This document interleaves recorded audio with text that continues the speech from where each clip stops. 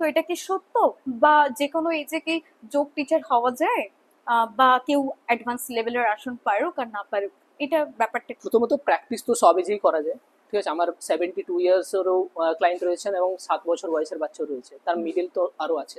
হুম। আর বিষয় হলো যেটা টিচার, এখানে কোনো রকম না এজ ব্যারিয়ারটা নেই। এটা যদি কেউ চায় তো আয়ুষের পোর্টালে গিয়েও দেখতে পারে।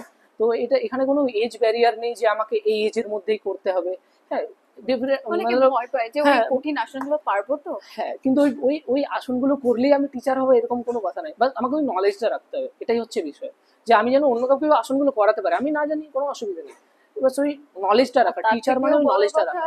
ওই অ্যাডভান্স লেভেলের আসন জানলেই যে তুমি সুস্থ থাকবে তার তো কোনো তার তো ব্যাপার কোনো নেই। মানে নেই, অবশ্যই, একদম তাই। অবশ্যই। আর সব সুস্থ থেকে বড় থাকার জন্য কথা, মাদার পোস্টারই লাগে, মাদার পোস্টার লাগে। তাই সব না? থেকে বড় কথা যে এই যারা যে তোমার পায়ের পেনটা বলছিলে, বা পায়ের মাসেলের যে উইকনেস আসছিল, এ কি অ্যাডভান্স লেভেলের আসন করলে কমবে? হবে না, হবে না। হবে না। বেসিক বা ব্রিদিং ব্রিদিং প্যাটার্ন গুলো প্র্যাকটিস, রাইট। প্র্যাকটিস করতে হবে। হ্যাঁ, একদম। সে 50 হোক কি 60, তো যে কোনো বয়সে কেউ যদি যোগ শুরু করতে চায় শুরু করতে পারে, আবার আর টিচারও হতে টিচারও চায়। হতে পারে, তাই তো?